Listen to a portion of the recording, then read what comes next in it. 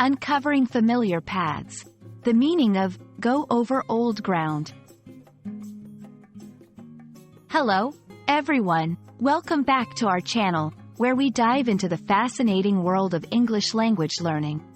Today, we're exploring a very interesting phrase, go over old ground. This expression is used quite frequently in both spoken and written English, and understanding its nuances can really help you sound more like a native speaker.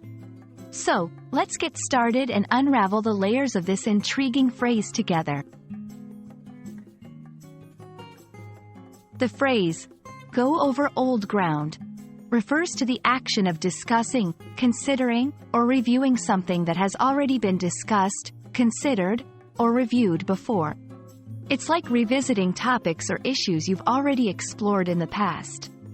This expression can have both a literal and a metaphorical meaning, but it's most often used in a metaphorical sense to talk about ideas, discussions, or plans rather than physical places. Go over old ground is typically used in contexts where repetition is involved. This can be in academic settings, meetings, discussions, or even personal conversations. For example, in a meeting, someone might say, "Let's not go over old ground.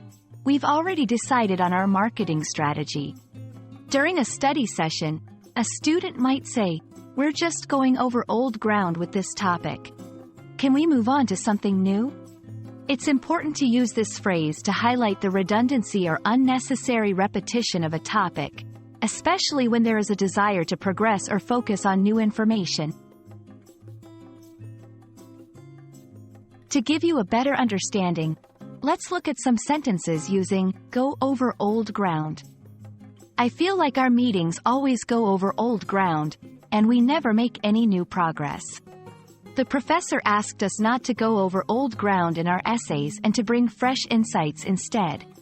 These examples show how the phrase can be used to express frustration with repetition or to encourage new discussions and ideas.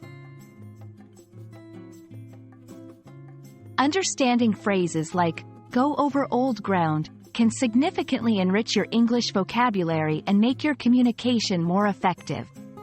It's a useful expression that can help you articulate the need to move forward and avoid dwelling on what has already been discussed.